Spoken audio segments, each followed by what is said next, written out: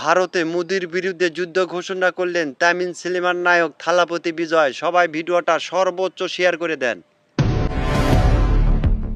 ভারতের বর্তমান রাজনৈতিক পরিস্থিতি বেশ উত্তাল। ঠিক সেই সময়ে দক্ষিণী সিনেমার জনপ্রিয় তারকা থালাপতি বিজয় সরাসরি প্রধানমন্ত্রী নরেন্দ্র মোদীকে ফ্যাসিবাদী এবং আদর্শগতভাবে শত্রু হিসেবে অভিহিত করেছেন। তামিলনাড়ু বিধানসভা নির্বাচন 2026 সালে অনুষ্ঠিত হতে যাচ্ছে।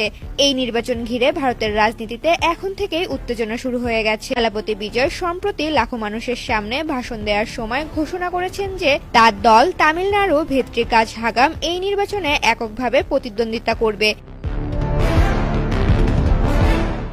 এই নির্বাচনে বিজয় শুধু মুখ্যমন্ত্রী পদে প্রার্থী হিসেবে থাকছেন না, বরং তামিলনাড়ুর রাজনৈতিক পরিবর্তনের জন্য একটি নতুন আশা নিয়ে এসেছেন। তবে এই রাজনৈতিক উত্থান কেবল দক্ষিণ ভারতেই সীমাবদ্ধ নেই, বরং এর ঢেউ পুরো ভারত জুড়ে অনুভূত হচ্ছে। তার এমন স্পষ্ট ও সাহসী মন্তব্য ভবিষ্যতে ভারতের রাজনৈতিক প্রেক্ষাপটে কি প্রভাব ফেলবে তা নিয়ে চলছে ব্যাপক আলোচনা। এখন দেখার বিষয় থালাপতি বিজয়ের এই রাজনৈতিক পদক্ষেপ এবং সাহসী মন্তব্যগুলো 2026 সালের তামিলনাড়ু বিধানসভা নির্বাচনে কি প্রভাব ফেলে।